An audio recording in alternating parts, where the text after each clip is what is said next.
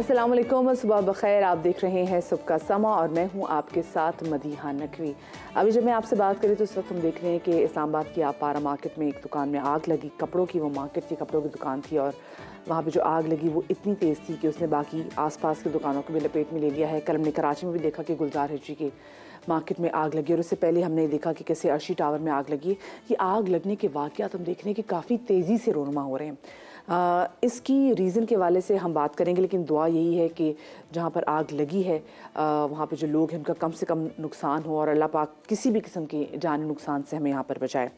हम अपने शो में सबसे पहले बात करेंगे इलेक्शंस के हवाले से। इलेक्शंस जो कि होने जा रहे हैं 8 फरवरी को। र्यूमर मिल्स बहुत एक्टिव होती हैं, बातें करते हैं, एकदम कोई ना कोई चीज़ आने लग जाती है। फिर सियासतदानों के बयानों से हम चीज़ें अखज़ करने लग जाते हैं कि हो सकता है कि इंतखाबात टाइम पे ना हो। मौलाना फजल रहमान साहब ने कह दिया कि जी उनको इंतखाबात वक्त पे होते हुए दिखाई नहीं दे रहे, तो फिर लोग कहते हैं लो जाएगा मौलाना फजल रहमान ने कह दिए। हो सकता है इंतखाबात वाकई वक्त में ना हुए हो। और बहुत सारी ऐसी चीज़ें हम देखते हैं कि ज़रा सी चीज़ से हम इंतखाबात के टाइमिंग्स को लिंक करना शुरू कर देते हैं। कल सुप्रीम कोर्ट में 3 बड़े अहम केसेस के हवाले से हियरिंग भी हुई, जिसमें फिर चीफ जस्टिस ने कहा कि किसी भी किस्म का अभाम नहीं रहना चाहिए कि इंतखाबात वक्त पे होंगे या नहीं होंगे। खैर, इंतखाबात की गहमा गहमी जो है वो बढ़ने लग गई है। उम्मीदवारों के जो कागजात की जांच पड़ताल है वो भी हो रही है। जिनके मंजूर हो गए हैं वो तो अब टिकटों के इंतज़ार में हैं, जिनके नाम मंजूर हुए हैं वो अदालतों से रिलीफ लेने के चक्कर में हैं। सियासी जमातें भी चंद दिनों में अपने उम्मीदवारों को टिकटें दे देंगी, फिर सियासी पार्टियों की इंतखाबी मुहिम शुरू होगी। लेकिन कुछ लोगों को अब भी इंतखाबात के हवाले से, जैसे मैंने आपसे पहले बात भी की कि अभाम है कि क्या इलेक्शंस मुकर्ररा तारीख पर भी होंगे। लोग कहते हैं जी हाँ बस मार्च से पहले इलेक्शंस हो जाएंगे। ये भी लोगों को काफ़ी कंफ्यूज करें कि भाई मार्च से पहले की क्या मुराद है, जो डेट है उसी पर होंगे।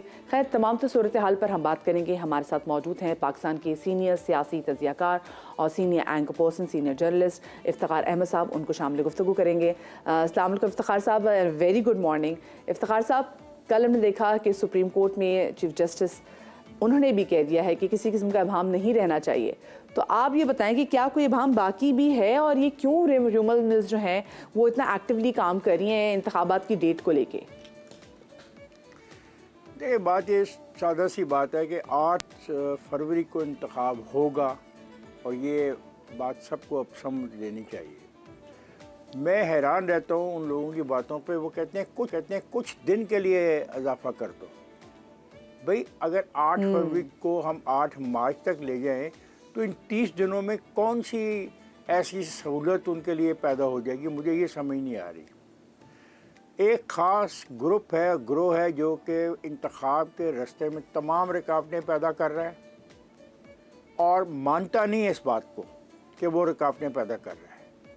वो इस इंतखाबी अमल के बारे में इतनी गैर यकीनी सूरत हाल पैदा करना चाहता है कि लोगों को इलेक्शन के नताइज पर भरोसा ही न रहे।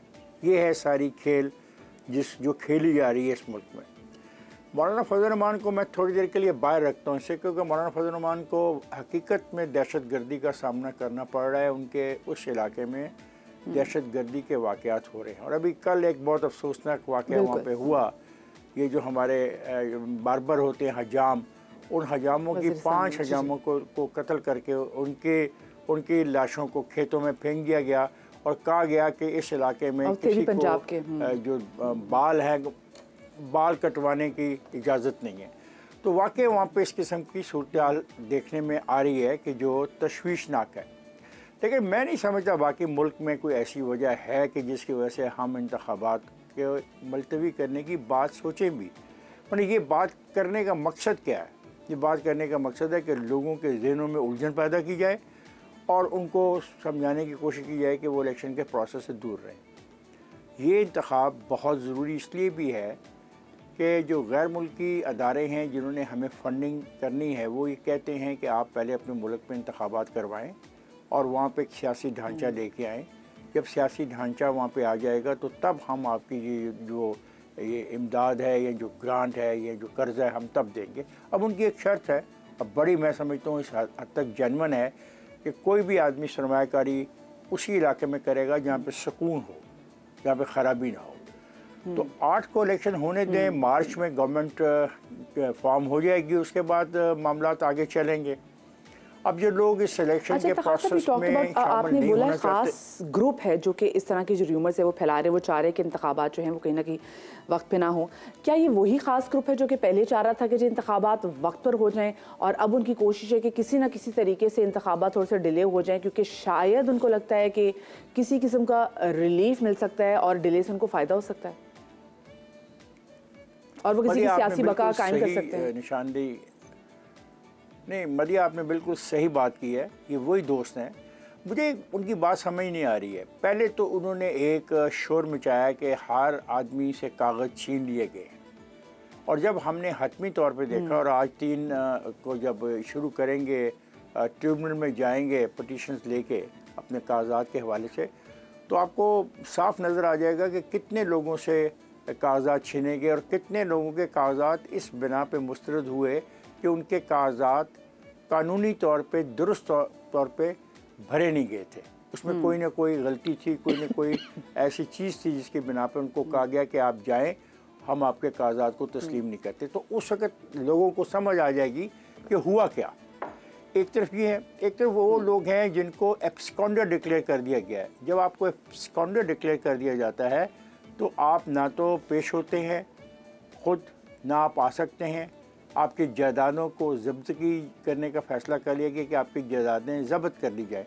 अब ऐसे लोग कानूनी तौर पे इलेक्शन के प्रोसेस में हिस्सा नहीं ले सकते, एक वो हैं। अब जब ये हकीकत सामने आएगी तो ये जो एक प्रोपेगेंडा था कि हज़ारों लोगों को इंतखाबात से महरूम कर दिया जा रहा है, वो भी एक्सपोज हो जाएगा। असल में ये लोग डर इस बात से रहे बिल्कुल, सबसे ज़्यादा कागजात नामजदगी जो है ना उनकी तरफ से जो है जमा कराए गए हैं। बिल्कुल सही बात है। अच्छा, लेकिन मदिया वो इस बात को नहीं मानते। बताइएगा जी जी।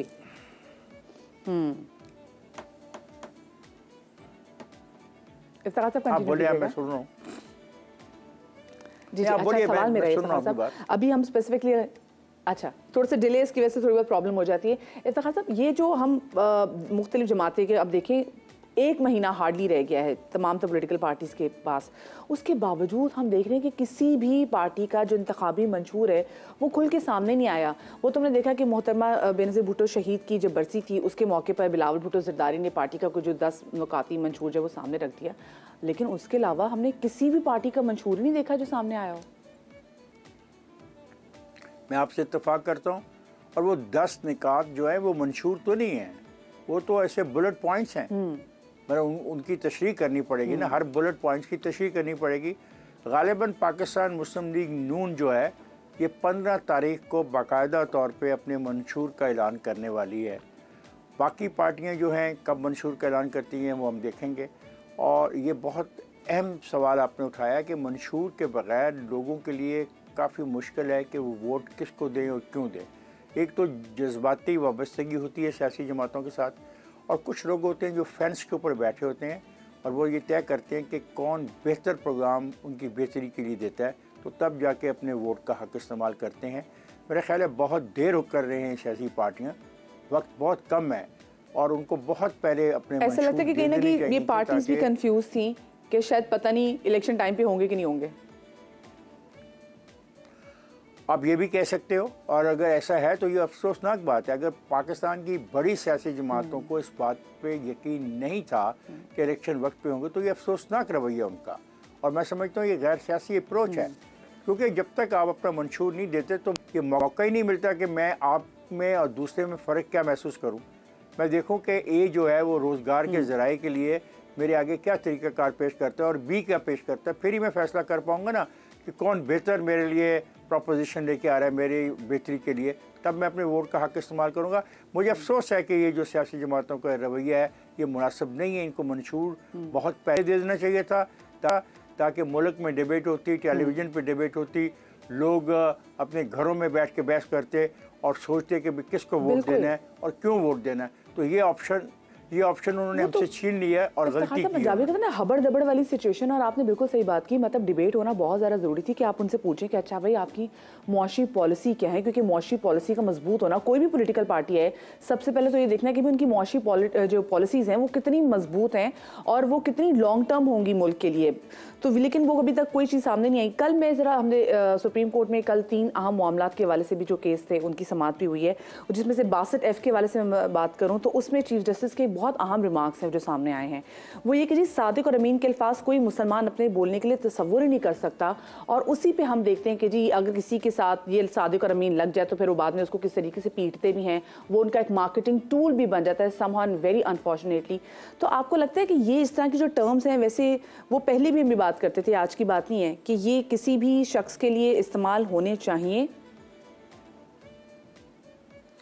देखिए बिल्कुल नहीं होनी चाहिए। मैं इत्तेफाक करता हूँ बतौर मुसलमान, मैं समझता हूँ कि ये जो दो लफ्ज़ हैं ये नबी करीम सल्लल्लाहु अलैहि वसल्लम के लिए इस्तेमाल किए जाते हैं, ये उन्हीं बिल्कुल आका के लिए इस्तेमाल किए जाने चाहिए, किसी आम शख्स के लिए ये इस्तेमाल नहीं होनी चाहिए।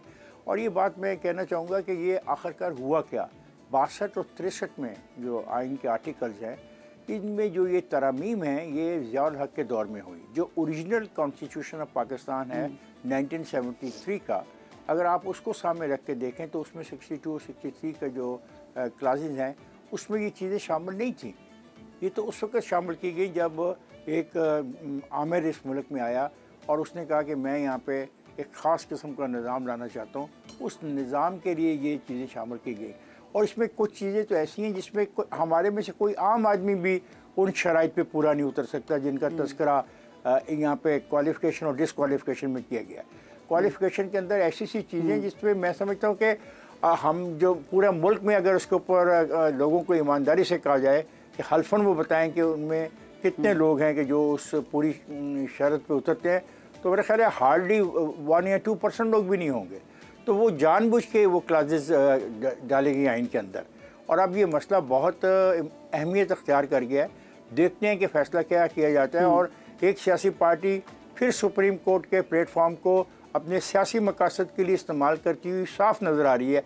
और ये बहुत अच्छा किया सुप्रीम कोर्ट ने ये फ़ैसला कि जो उनकी जो तमाम कार्रवाई है वो अवाम देख सकते हैं, और अवाम जब कार्रवाई देखते हैं बिल्कुल। तो और कल स्पेसिफिकली अगर मैं मिसिंग पर्संस के हवाले से बात करूं तो वो तो पता चल जाता है कि पॉलिटिकल पार्टीज वो भी अपनी पॉलिटिकल पॉइंट स्कोरिंग के लिए कैसे इस्तेमाल कर रही हैं। और ये देख के भी बड़ा दुख हो रहा था कि आज से जब 3-4 साल पहले जब जर्नलिस्ट के साथ और वैसे जो मिसिंग पर्संस की बात की जाती थी, तो वही लोग जो आज सुप्रीम कोर्ट में खड़े शिकायत कर रहे हैं, उन्होंने उन तमाम सा चीज़ों को, वो कहते हैं ना कि ब्रश ऑन द कार्पेट, वो तमाम सा चीज़ें वो की नहीं है। तो वो दोगला एटीट्यूड भी नज़र नहीं आ रहा कि ये तो बड़ा मुनाफिकाना बिहेवियर है कि अपनी दफ़ा आपने बात नहीं की, ना करने दी, और अब आपको सारी तकलीफें अब हो रही, वो भी अपने लोगों को लेके। बढ़िया, इसमें दो चीज़ें बड़ी इंपॉर्टेंट मैंने नोट की है। एक तो उन्होंने ये मुतालबा किया है सुप्रीम कोर्ट के बेंच ने कि हमें पूरी तफसील फराहम की जाए कि कितने लोगों को आप मिसिंग के तौर पे उनका केस लेके आए हैं, नंबर 1। नंबर 2, आप इतने पुराने के मुकदमात की भी बात कर रहे हैं जिसमें हम किसको ज़िम्मेदार ठहराएं, 2। नंबर 3 ये बात है कि उन्होंने कहा कि जब आपकी हुकूमत थी तो आपकी हुकूमत ने इस मामले में क्या किया। उन्होंने एक अजीब बात कह दी, उन्होंने एक ऐसे बिल का हवाला दिया, एक ऐसे बिल का हवाला दिया जिसको वकील साहब को पता ही नहीं था वो बिल किसने पेश किया, वो शेरी मज़ारी ने पेश किया या शेख रशीद ने पेश किया। और ये कमाल की बात थी कि वकील साहब ये कह रहे थे कि वो उनको मिला नहीं, और हमें देखने को ये मौका मिला कि सुप्रीम कोर्ट के अंदर बैठे बैठे उसका प्रिंट आउट जो है वो जज साहबान ने हासिल कर लिया और बताया कि ये है वो कानून जिसकी आप बात कर रहे हैं। तो इतनी गैर जिम्मेदाराना रवैया अख्तियार करना सुप्रीम कोर्ट के बेंचेस के सामने जाके, ये वैसे अफसोसनाक है। ठीक है, मिसिंग पर्सन हैं, उनके लिए कानून साजी होनी चाहिए, अगर कानून साजी हुई है तो उस पर अमल होना चाहिए, बात दुरुस्त है। लेकिन अगर आप 40-40 साल पुराने मुकदमात को ला के पॉलिटिकल को स्कोरिंग करना चाहेंगे, पॉइंट स्कोर करना चाहेंगे, ये मुनासिब नहीं है। सही, ठीक है। अच्छा, मैं बस आपसे आगे जानना चाहूँगी कि आगे आप देख रहे हैं, वो कहते हैं ना कि आप सियासी पेश गोई करते हैं अपनी, कि एक कोई पार्टी आपको लग रहा है कि वो आके हुकूमत बनाएगी, या इफ्तिखार साहब आपको लग रहा है कि कुछ पार्टीज मिल के उनको हुकूमत बनानी पड़ेगी? देखिए, अगर कुछ पार्टियां मिलकर हुकूमत बनाती हैं तो मैं उसको बेहतर समझूंगा, क्योंकि फिर रिस्पॉन्सिबिलिटी ज़्यादा लोगों की हो जाएगी, उनके स्टेक्स जो है वो ज़्यादा हो जाएंगे पूरे सिस्टम के अंदर, और फिर सिस्टम पे जो हमला होना है और वो हमला ये जारी रहेगा।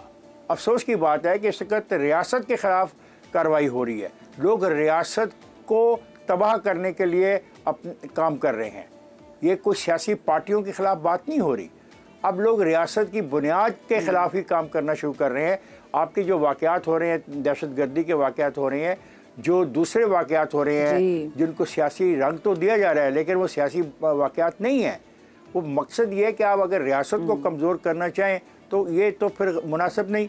इसलिए मैं समझता हूँ कि अगर मखलूत बनती है दो पॉलिटिकल पार्टीज नहीं, अगर 2-3 पॉलिटिकल पार्टीज इक़्तिदार में आती हैं और मुश्तरका गवर्नमेंट बनाती हैं तो वो मेरे लिए ज़्यादा फ़ायदा मंद है, क्योंकि वो इस रियासत को बचाने के लिए सारे मुतहद होंगे। इसलिए मैं समझता हूँ कि अगर ज़्यादा पार्टियां शामिल होकर गवर्नमेंट बनाएं तो बुरी बात नहीं। और ये जो कॉन्सेप्ट है ना सिंगल पार्टी का, ये हमने देख लिया है, ये एक अच्छा तो लगता है, लेकिन इन हालात में जब हम बहुत बुरे इक़्तिसादी सूरत हाल को फेस कर रहे हैं, सियासी तौर पे एक ख़ास किस्म का यहाँ पे रुझान पैदा हो रहा है, इन मामलात को निपटने के लिए एक स्ट्रॉन्ग गवर्नमेंट की ज़रूरत है। और स्ट्रॉन्ग गवर्नमेंट तभी हो सकती है कि बड़ी पार्टियों, कम से कम बड़ी पार्टियों के दरमियान अंडरस्टैंडिंग हो कि उन्होंने अगले 5 साल मुल्की मामलात को कैसे चलाना है। और जब कुछ पार्टीज़ मिलकर हुकूमत बनाती है तो मेरे ख्याल से फिर एक दूसरे पर ना एक प्रेशर भी रहता है, और जो कि होना भी चाहिए। बहुत शुक्रिया जी, हमारे साथ सीनियर तजियाकार, सीनियर जर्नलिस्ट इफ्तिखार अहमद साहब, अहम मामलात के हवाले से हमने बात की, इलेक्शंस को हमने बात की के हवाले से हमने बात की, और कल जो सुप्रीम कोर्ट में बहुत ही अहम हेयरिंग्स हुई 3 मामलात के हवाले से, उस पर हमने बात की। अब ज़रा आगे बढ़ते हैं, और मैं क्योंकि साथ साथ खबरें भी देख रही हूँ और स्टॉक मार्केट के हवाले पर भी आपको पता है ना कि आजकल स्पेशली हमने बड़ी गहरी नज़र रखी हुई कि हमारी जो स्टॉक मार्केट है वो आजकल कैसे परफॉर्म कर रही है। तो कुछ गिरती संभलती स्टॉक मार्केट की सिचुएशन है जी। स्टॉक मार्केट में गुज़िश्ता रोज़ मस्बत आगाज़ हुआ था, 65,000 की हद बहाल होकर फिर नीचे चली गई है। इस वक्त क्या सूरत हाल है, नुमाइंदा समा रिजवान आलम से जान लेते हैं, हमारे साथ मौजूद हैं। अस्सलाम वालेकुम Rizwan, a very good morning. क्या सिचुएशन है स्टॉक मार्केट में आज?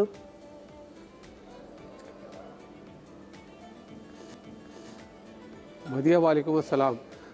मदिया, आज मार्केट ना रेंज बाउंड है, थोड़ी डल है। कल स्टॉक मार्केट ने जो 65,000 की सतह को अबूर किया था, उसके बाद मार्केट उसको बरकरार नहीं रख सकी थी, लेकिन हमने देखा था उस वक्त भी मार्केट में जो है वो उतार चढ़ाव का रुझान था और प्रॉफिट टेकिंग आ रही थी काफ़ी।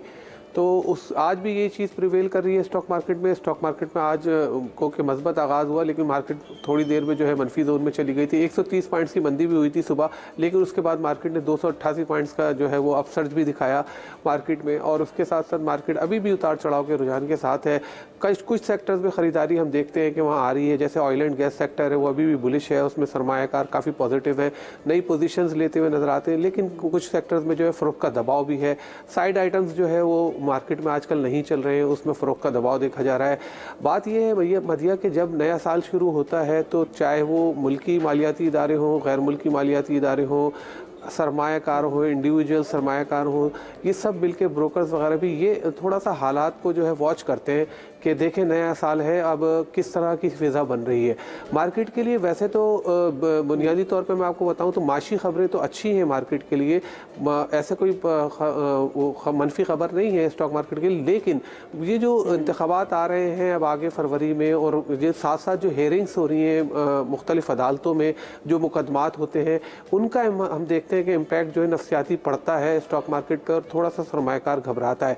तो ये दो चीज़ें हैं कि अभी जो मालियाती के फैसले हैं वो थोड़ा सा मटेरियलाइज होने में थोड़ा टाइम लेगी मार्केट। उसके साथ ये अपनी सिम मुतय्यन जब कर लेगी तो कहते हैं कि मार्केट में हम दोबारा से जो है वो बुलिश ट्रेंड देख सकते हैं, माहिरीन का ये कहना है। लेकिन माहिरीन के साथ साथ ये बताते हैं कि जहां अच्छे नफ़े मिलते हैं सरमायाकारों को, वहाँ प्रॉफिट बुकिंग भी करते हुए वो नज़र आते हैं। इसलिए हम मार्केट में जो है डे बाई डे जो है वो करेक्शन भी देख लेते हैं। कभी मार्केट बहुत अच्छी होती है, कभी मार्केट में जो है वो क्या कहते हैं थोड़ी मनफी रुझान नज़र आता है, क्योंकि जब मार्केट बहुत ज़्यादा बढ़ती है, अभी परसों मार्केट जब 2210 पॉइंट्स बढ़ी थी तो उसके बाद मार्केट में करेक्शन ड्यू हो गई थी। अब मार्केट जहां बढ़ती है वहां करेक्शन भी ले रही है, मुसलसल एक ही नोट पे या एक ही डायरेक्शन में नहीं चल रही। अब मार्केट जो है पॉजिटिव और नेगेटिव जोन में जो है वो ड्राइव करती हुई नजर आती है खबरों के ऊपर। जी मदिया। सही, ठीक है, बहुत शुक्रिया जी। रिजवाना हमारे साथ मौजूद थे और जो मिक्स सेंटिमेंट्स जो हैं उस हवाले से बता रहे थे, जो स्टॉक मार्केट में देख रहे हैं इतने अभी बुरे हालात नहीं है, तो इट्स डूइंग वेल। करेक्शन एक आती है, उसके बाद फिर चीज़ें दोबारा भी अच्छी हो जाती हैं। खैर, एक वीडियो बड़ी वायरल हो रही है, वो वीडियो वायरल हो रही है जनाब इंडिया से, और वो क्या प्यारी वीडियो है, उसके वाले से आपसे मतलब वो बता देती है कि एग्जैक्टली माँ अपने बच्चे से किस कदर मोहब्बत करती है, और बच्चे पे कोई भी अगर तकलीफ़ आ रही हो तो माँ कैसे उसके ढाल बन जाती है। हुआ जनाब ये कि भारत में एक माँ ने अपनी जान पर खेलकर अपने बच्चे को ट्रेन के नीचे आने से बचा लिया, जिसकी वीडियो हुई है वायरल।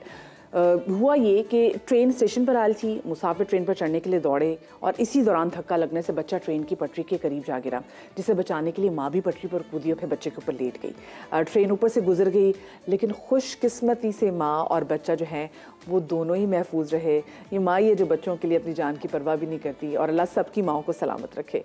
ये बहुत ही प्यारी वीडियो थी। एक नहीं, ब्रेक के बाद मिलते हैं।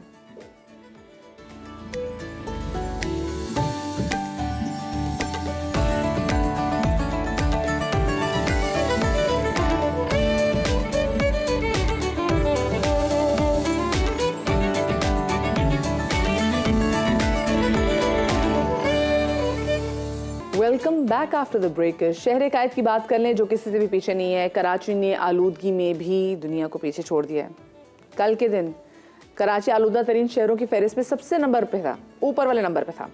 और कराची में नहीं बारिश भी नहीं हो रही, ठंड भी नहीं बढ़ रही, और समझ में नहीं आ रहा कि कल तो घरों में पंखे लगा लिए थे, इस कदर गर्मी की सिचुएशन थी। सर्दी बढ़नी नहीं, जो बढ़ी वो है आलूदगी। इसका खात्मा कब होगा, कि हमारे नसीब में बारिश है भी या नहीं, क्योंकि मैं सुबह पढ़ रही थी कि कराची में बूंदाबांदी के इम्कान है। अब ये कितने कवी इम्कानात हैं, इस हवाले से बात करेंगे। चीफ मेट्रोलॉजिस्ट सरदार सरफराज साहब हमारे साथ मौजूद हैं। अस्सलाम वालेकुम सरदार साहब, very good morning and welcome to सुबह का समा। सबसे पहले तो सरदार साहब मुझे बता दें, ये कराची में दिन ब दिन आलूदगी क्यों बढ़ी है? चले लाहौर में तो समझ भी आती है कि स्मॉग की एक रीज़न भी है, लेकिन कराची में हम जो स्मॉग देख रहे होते हैं, ये इसका खात्मा कैसे मुमकिन है? जी वालेकुम सलाम, बहुत शुक्रिया जी। देखिए, कराची का जो एक तरह से वेदर होता है ना, वो कराची का क्या बल्कि सारी जगहों का ही विंड डिपेंडेंट होता है कि जब हवाएं रेगिस्तानी इलाकों से होकर आपके शहर के ऊपर उसका फ्लो रहता है, तो फिर उसके ऑलरेडी पोल्यूटेंट्स होते हैं। आपको पता है गाड़ियों का धुआं, उसमें बहुत एक तरह से अनफिट गाड़ियाँ हमारे रोड्स पर हैं, फिर इंडस्ट्रीज़ का स्मोक, फिर आपका जो कोयला गैस, ये सारी चीज़ें जलती हैं, और उसके साथ साथ फिर डस्ट पार्टिकल्स हवा अगर अपने साथ ले आती है। यानी कराची के ऊपर अगर विंड का फ्लो राजस्थान और थरपारकर की तरफ से रहता है, या बलूचिस्तान के जो सहराई इलाके हैं वहाँ से अगर विंड का फ्लो हो जाता है, तो उसके साथ डस्ट का भी इजाफा हो जाता है, तो यूँ पोल्यूटेंट्स बढ़ जाते हैं और आलूदगी में ज़ाहिर नुमाया इजाफा हो जाता है। और चूँकि इन दिनों विंड बिल्कुल काम होती है, अमूमन ये होता है कराची में गर्मियों के दिनों में, आपने नोट किया होगा कि तो डस्ट पार्टिकल्स रह जाते हैं। सितंबर के एंड तक सी ब्रीज अच्छी चलती रहती है, अच्छी स्पीड से चलती है, तो ये पोल्यूटेंट्स हालांकि उस वक्त भी होते हैं, लेकिन विंड उनको शिफ्ट करती रहती है, ड्रिफ्ट करती है। तो जो मयार है, एयर क्वालिटी मयार, वो उतना ख़राब नहीं होता। तो अब इन दिनों असल में विंड काम होने की वजह से, और फिर ज़ाहिर है ये चीज़ें होने की वजह से होता है ना। देखिए कितनी अजीब सी बात है सरदार सरफराज साहब, हम तो परेशान हैं। मतलब अभी कुछ दिनों पहले जो सर्दियों की शॉपिंग की थी, उसकी भी समझ में नहीं आ रही कि उसका करना क्या है। उसको दोबारा पैक कर दें, किसी और शहर में जाके बस जाएं, या अगले साल के इंतज़ार करें, या कोई अभी भी इम्कान है कि कराची में सर्दी आएगी। इस बार तो बिल्कुल भी सर्दी नहीं आई। पहले पिछले साल भी सर्दी थी, उससे पिछले साल भी सर्दी थी, मज़ा आता था कि चलो भी बंदा बॉन फायर कर लेता है ना। इस बार तो वो भी सीन नहीं है कि वैसे रात में पंखे चला के सो रहे होते हैं, और कुछ लोग तो अभी एसी भी चला रहे हैं, क्योंकि जो आपने कहा ना हवा भी रुकी हुई है, तो बहुत बुरी सिचुएशन है। कोई अच्छी खबर बता दें मुझे बारिश के वाले से, अगर है तो। बारिश के वाले से देखें, बलूचिस्तान के वही जो वेस्टर्न डिस्टर्बेंस होती है, मगरबी हवाओं का सिलसिला, ईरान के रास्ते बलूचिस्तान में एक हल्की सी वेव है फ़िलहाल। अगले 2-3 दिन मतलब इक्का दुक्का जगहों पे, स्कैटर्ड प्लेसेस पे बलूचिस्तान, उसमें जनूबी बलूचिस्तान का जो एरिया है, कोस्टल पट्टी, गवादर, पसनी, हमारा वगैरह, इन इलाकों में, और फिर कुछ शुमाली, मतलब ये कि ज़्यादा जो ये स्पेल है इसका ज़्यादा कंसंट्रेशन बलूचिस्तान पे ही है। और जाते जाते हो सकता है 9-10 तारीख को, 8 या 9 तारीख को या 10 को अपर सिंध में कुछ हो जाए। इसी तरह से जनूबी पंजाब के कुछ इलाकों में जो बलूचिस्तान के साथ लगते हैं, खासकर वेस्टर्न जनूबी पंजाब, जो डेरा गाजी खान वगैरह का, राजनपुर, वो जो एरियाज़ हैं, तो वहाँ बस कुछ हल्की-फुल्की बारिश का इम्कान है। बलूचिस्तान में ये स्पेल वैसे पूरे पाकिस्तान में सरदार साहब मैंने देखा कि वो जो खुल के ठंड पड़ती है ना, वो ठंड नहीं पड़ी। देखिए अब पिछले चंद दिनों से तो वैसे जो फॉगी कंडीशंस है ना उसकी वजह से बाकी मुल्क में ठंड खासी सिंध में या कराची में खासकर उतनी नहीं पड़ी। अमूमन तो जनवरी में ही कराची में आपको पता है कि सिंगल डिजिट में टेम्परेचर जब जाता है तो ठंड आपको महसूस होती है। दिसंबर लेकिन इनिशियली अगर फोरकास्ट देखी जाए जो जो सीज़न के शुरू होने में इशू की थी पीएमडी ने और ग्लोबल मॉडल्स की फोरकास्ट भी थी, तो उसमें इतना कोई मतलब बहुत नुमायां ठंड के लिए कहा भी नहीं गया था। उसमें यही कहा गया था कि टेम्परेचर्स नॉर्मल से अबव ही रहेंगे। लेकिन वही बात है ना कि क्योंकि अब क्लाइमेट चेंज पे हम बात ही नहीं करें तो उसकी वजह से देखेंगे कि कितने एडवर्स किस्म की हम अपने आसपास मौसम देखेंगे, और कराची में सर्दी का ना पड़ना भी उसमें से एक बड़ी रीज़न है। बहुत शुक्रिया जी, चीफ मेट्रोलॉजिस्ट सरदार सरफराज साहब हमारे साथ मौजूद थे।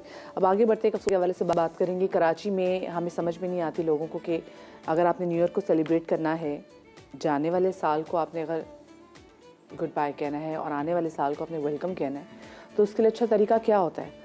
हमने देखा कि हमारी सेलिब्रेशन में लोगों को ढंग नहीं आता, और यहाँ पे आपने देखा है कि कैसे लोग वन व्हीलिंग करते हैं, हवाई फायरिंग करते हैं। और हवाई फायरिंग से हमने हमेशा आपको बताया कि खुदारा ये मत कीजिए, ये गोली, ये जो आवारा गोली है, ये किसी ना किसी के नसीब, किसी ना किसी का मुकद्दर, किसी ना किसी कीमती जान को ले लेगा। कराची में भी नए साल की आमद पर की जाने वाली हवाई फायरिंग की जद में आकर एक 3 साल की बच्ची जावक हुई है। सानिया, ये छोटी सी बच्ची कोरंगी नंबर 1 में अपने घर के सहन में सो रही थी। उसके माँ बाप को पता भी नहीं था कि वो आखिरी बार अपने बच्चे को उस दिन सुकून से सुलाएंगे। वो गोली, कोई आवारा सी गोली आई और उस बच्ची के सर पे लगी और वो बच्ची सरवाइव ही नहीं कर सकी। 3 साल की बच्ची, सोचें किसने किस खुशी में फायरिंग की थी। और ये आवारा गोली ऑफ कोर्स आसमान और बादलों पे जाके तो नहीं रह जाती, तो वापस तो आती है। अहमद रहमान खान ने एक रिपोर्ट तैयार की, आपके साथ शेयर करते हैं। नए साल पर हवाई फायरिंग बच्ची की जान ले गई। सानिया घर के सहन में कपड़े के झूले में सो रही थी कि नामालूम सम से आने वाली गोली बच्ची के सर पर आ लगी। सानिया को तशवीशनाक हालत में जिना अस्पताल मुंतकिल किया गया, जहां 14 घंटे जेर इलाज रहने के बाद बच्ची दम तोड़ गई। इतनी पाबंदी लगाई उन्होंने, सब कुछ कराया। पुलिस वाले सुबह मेरे पास आए तो कहा मैंने भाई इतनी पाबंदी पे भी तुम्हें रोन लगा रहे हो पूरी गली में, उस पे तो इस पे भी फायरिंग हुई। गली घर में आके मेरी बच्ची के गोली लग गई। इकलौती बेटी के इंतकाल पर रिश्तेदार भी गमज़दा हैं। मासूम सी बच्ची खेलती खालती कल शादी में जाने के लिए तैयार हो रही थी, इतना खुश थी। एक्शन लिया जाए और ये फायरिंग का जो है ना बिल्कुल निज़ाम जो है ना ख़त्म किया जाए। अहले खाना का मुतालबा है कि पुलिस न सिर्फ हवाई फायरिंग करने वालों के खिलाफ सख्त कार्रवाई करे, बल्कि सानिया के कातिल को भी तलाश करे। कैमरामैन कासिम रईस के साथ अहमद रहमान खान, समा, कराची। नहायत ही अफसोसनाक वाक़या था अहमद रहमान की। आपने रिपोर्ट देखी, अहमद रहमान हमारे साथ मौजूद हैं, उनसे जान लेते हैं। अहमद, सबसे पहले तो मुझे ये बताइएगा कि पाकिस्तान में तो तमाम तर सेलिब्रेशंस कैंसिल हो गई थी, हवाई फायरिंग पे भी पाबंदी तो खैर वो पहले भी थी, और इसके बाद इस बार तो जो फायरवर्क्स है उस पर भी पाबंदी थी। उसके बावजूद ये हवाई फायरिंग भी हुई और फायरवर्क्स भी हमने देखे। आज देखिए, एक तो ये एक अजीब सिलसिला है किसी भी खुशी मनाने का कराची में।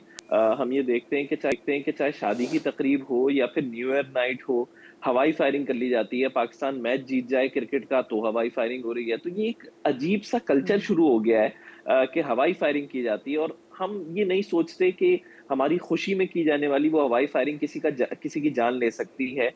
इस साल जो न्यू ईयर नाइट पे हवाई फायरिंग हुई है उसमें कोई 32 अफराद जो हैं वो जख्मी हुए हैं, जबकि एक बच्ची की जान गई है। मतलब ये एक बड़ी फिगर है। हमने लोगों को देखा जो जख्मी हालत में अब्बासी शहीद अस्पताल या फिर जिना अस्पताल पहुंच रहे थे। किसी के सर पे गोली लगी थी, किसी के कंधे पे गोली लगी थी। अब उनका क्या कसूर है? वो अपने घर में मौजूद हैं।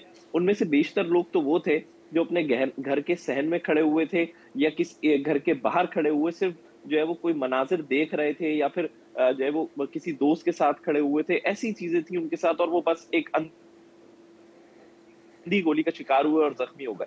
तो ये कम से कम थोड़ा सा इखलाकी और समाजी फर्ज भी निभाना पड़ेगा रहने वालों को, शहरियों को, कि वो कम से कम अपनी सेलिब्रेशन का अंदाज ही दुरुस्त कर लें। ऐसा ना करें कि किसी को नुकसान पहुंचे। हर साल हम ये देखते हैं, गुज़िश्ता साल भी कोई 22-23 लोग जो है वो जख्मी हुए थे हवाई फायरिंग में। उससे पिछले साल हम जाएं तो एक शख्स जो है वो जाँ बाक हुआ था और तकरीबन 30 के करीब जो है लोग जख्मी हुए थे। तो हर साल हम ये देखते हैं कि शहर में हवाई फायरिंग खुलेआम होती है। और अहमद, जैसे ही ऐसी 12 सिचुएशन बजते में हैं, हमें ये भी पूरा पता नहीं शहर होता कि हम गूंजता है। पे किसको मोरद इल्ज़ाम ठहराएं, हम क्या बताएं कि गोली किस समत से आई थी, किसने चलाई होगी, क्योंकि हमारे यहाँ तो सिस्टम इतना मजबूत भी नहीं ना कि हम ये भी देख लें कि अच्छा जी कि कहाँ से गोली आई थी, किधर से चल रही थी, किस टाइम पे हवाई फायरिंग हो रही थी, कोई कैमरों में कैच हो जाए कोई चीज़, हम तो वो भी नहीं कर सकते। अच्छा, दीदा दिलेरी ऐसी है कि बहुत सारे लोग तकरीबन 90 के करीब जो है वो पुलिस ने लोग जो है वो गिरफ्तार किए हवाई फायरिंग के मुलव्विस। और इनकी देदा दिलेरी मैं इसलिए हाथ से बोल रहा हूँ कि बाकायदा हवाई फायरिंग कर रहे हैं और फिर उसकी वीडियोस बना के सोशल मीडिया पे अपलोड कर रहे हैं, ये दिखाना चाह रहे हैं कि वो असले का खुलेआम इस्तेमाल कर रहे हैं। पुलिस ने फिर उनको गिरफ्तार भी किया, ऐसा नहीं कि वो कूल लग रहे हैं। 90 के करीब लोग, 90 के करीब गिरफ्तार हुए लोग, लेकिन उसके बावजूद न जाने दर्जनों ऐसे लोग शहर में मौजूद हैं जिन्होंने हवाई फायरिंग की है जो गिरफ्तार नहीं हो सके। तो मैं ये कहना चाहता हूँ कि कम से कम अपनी सेलिब्रेशन अच्छा, वैसे हवाई फायरिंग पे मुकदमा क्या बनता है अहमद? क्योंकि वही वाली बात है ना कि जब हवाई फायरिंग की जाती है तो जो गोली है जो आसमान को जाती है वापस तो आती है, किसी ना किसी को तो ऑफ कोर्स मुकद्दर बनती है। हम लोगों को देखते हैं, लोगों की गाड़ियां जो है उनमें बुलेट्स आके लगी हुई होती हैं। मुकदमा क्या बनता है कोई अगर शख्स हवाई फायरिंग करता हो? जी देखिए, इस साल तो पुलिस ने ये भी कहा था कि जब मतलब न्यू ईयर नाइट से पहले कि अगर कोई शख्स हवाई फायरिंग करता हुआ पाया गया तो 324 यानी कि इक़दाम कत्ल की दफात के तहत मुकदमा दर्ज किया जाएगा। और ये एक बड़ी दफा होती है, यानी इसकी सजा भी 3 से 6 महीने तक होती है कि आपने किसी की जान लेने की कोशिश की, तो ये एक बड़ा मुकदमा होता है। इस पे मुकदमा दर्ज किया जाएगा। पुलिस अफसरान ने ये बात वाज़ेह बयान दिया था अपना, लेकिन उसके बावजूद हमने देखा कि शहर में जैसे ही 12 बजे हैं तो एक तरह से गूंज गया शहर हवाई फायरिंग से, पटाखों से, आतिशबाजी से, जो कि ये तरीका भी दुरुस्त नहीं है। हमने 3 साल पहले जो है वो सखी हसन चौरंगी पर देखा था कि एक नौजवान जो है वो अपने हाथ में पटाखा लेके फाड़ने की कोशिश कर रहा था और उससे उसकी जान चली गई थी। वो एक बड़ा पटाखा था जिसकी वजह से उसकी जान चली गई। तो ये हरकतें भी होती हैं। तो इन तमाम चीजों से बचना चाहिए। ना सिर्फ आप बहुत ही मेरे ख्याल से सख्त इकदाम करने चाहिए। और आपने कहा जैसे दफ़ा 324 का निफाज होता है तो वो होना चाहिए ताकि अगला सफ़र करे। और अगर ख़ानदान के बाकी लोगों के सामने कोई शख्स अगर हवाई फायरिंग करके हीरो बनने का तासुर देना चाह रहा है ना, तो उसकी हीरोगिरी तो उसी वक्त ही बंद करनी चाहिए। बहुत शुक्रिया जी। एम रहमान हमारे साथ मौजूद थे और अफसोसनाक बातें ही कर रहे होते थे। आपने देखा कि पिछले दिनों ख़वातीन की भी एक दुल्हन जो है वो अपनी शादी पर हवाई फायरिंग कर रही थी। बंदा हो या औरत हो, सख्त से सख्त मुकदमा होना चाहिए और इंश्योर करना चाहिए कि वो ये 3 से 6 माह की जो कैद है ये भी काटे और हैवी से हैवी जुर्माना भी होना चाहिए, क्योंकि वो तो फारिग हो जाते हैं अपनी हवाई फायरिंग करके, लेकिन ये नहीं पता होता ना कि वो जो गोली है वो किसकी आगे जाके जान ले सकती है। खैर जी, हम कराची में एक और चीज़ भी देख रहे हैं कि कराची में पिछले चंद दिनों में आग लगने के वाक़यात बहुत ज़्यादा हो रहे हैं।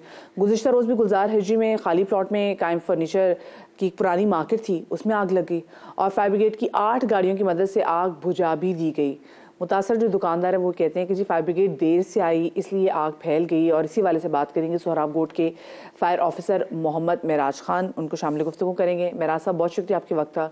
सबसे पहले तो मेराज साहब ये बताइएगा कि क्या वजह है कि ये जो आग बढ़ने के वाक़यात हैं कराची में तवातुर से बढ़ते चले जा रहे हैं? देखें, इसकी सबसे बड़ी वजह जो है इंसानी गफलत है और दूसरी जो अहम वजह ये है कि फायर फाइटिंग के इंतजामात का ना होना, जिसकी वजह से जो ना आग के वाक़यात जो ना पे दर पे जो है ना होते जा रहे हैं और मुनासिब आलात आग बुझाने के ना होने की वजह से बढ़ते जा रहे हैं। जी सही, ठीक है। अच्छा ये बताइएगा कि हर बार आवाम का यही कहना होता है कि फायर ब्रिगेड देर से पहुंची थी, तो ये आप मुझे भी बताएंगे कि जी क्या रिस्पॉन्स टाइम क्या था, क्या वजह है कि ताख़ीर क्यों हुई?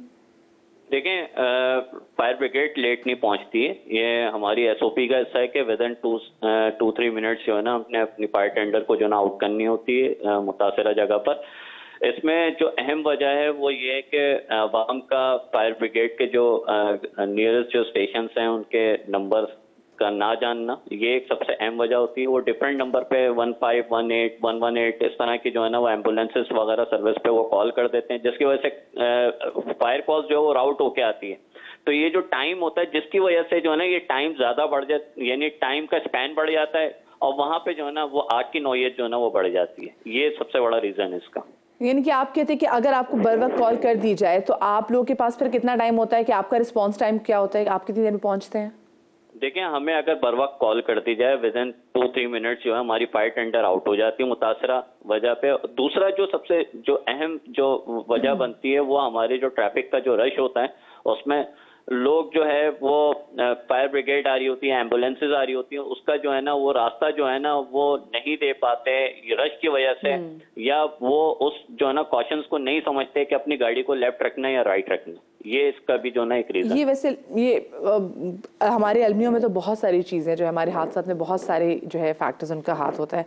लेकिन मुझे बताएं, ये आजकल हम आए दिन देख रहे हैं कि कराची में आग लग रही है। अभी मैंने खैर देखा कि जी इस्लामाबाद में भी आग लगी है, एक जो वहाँ पे कपड़ों की आपारा मार्केट में आग लगी है। तो ये मुझे बताइए कि क्यों इतने आग लगने के वाक़यात क्यों हो रहे हैं, क्या ऐसी वजह है, और सर्दियों में इन महीनों में हम क्यों देख रहे हैं? देखें, ड्राई सीजन जो है उसमें आग के वाक़यात ज़्यादा होते हैं। उसकी वजह ये होता है, एक तो मौसम खुश्क होता है, आग इसमें जल्दी लगती है और जल्दी फैलती है, एक तो ये वजूहात हैं।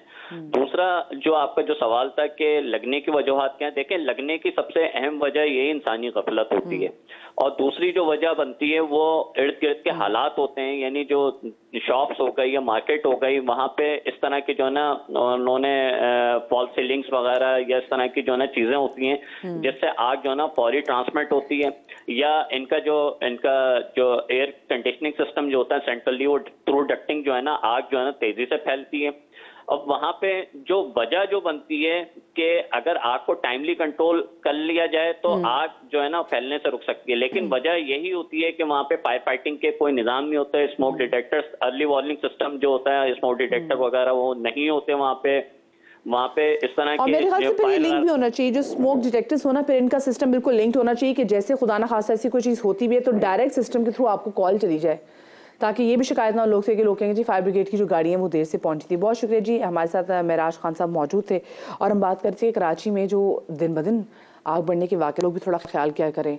गैस, आपको पता है कि गैस की जो है वो लोड शेडिंग है, आप गैस नहीं आ रही बंद कर दीजिए, रात को आप गीज़र भी बंद करके सोएं, ये ना हो कि रात को गैस चली जाए फिर सुबह एक दिन में गैस आए।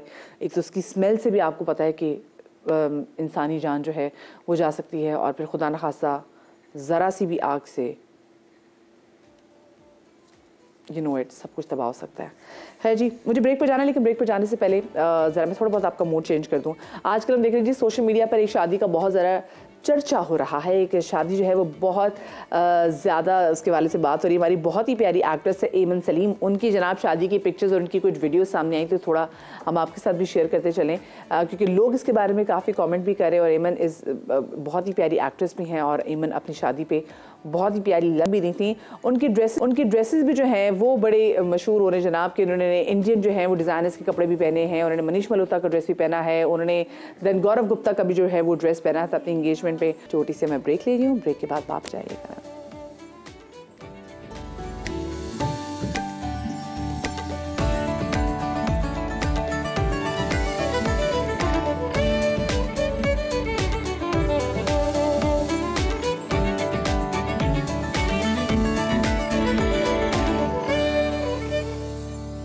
Welcome back after the break. और ज़रा मैं ख़वातीन की थोड़ी बहुत याददाश्त के हवाले से बात कर लूँ। ख़वातीन घर की उन्होंने इतने काम करने होते हैं, और काम करते करते वो चीज़ें भूलने भी लग जाती हैं। मैं तो बहुत सारी ऐसी माओं को देखती हूँ जो कि इनकी आदत है ना थोड़ा बहुत छुपा के ज़रा पैसे कहीं सेव कर लें, वो इतना फिर, और कभी अपनी अम्मी को कह दें आप, और अभी खुद भी अगर मैं अब सोचूं, अब तो मैं खुद भी वो बन चुकी हुई हूँ कि अगर मैं सोचूं कि मैंने एक चीज़ को बहुत ज़्यादा संभाल के रखना है, मैं इसको इतना ज़्यादा संभाल के रख देती हूँ कि मैं भूल जाती हूँ मैंने इसको संभाल के कहाँ पे रखा था।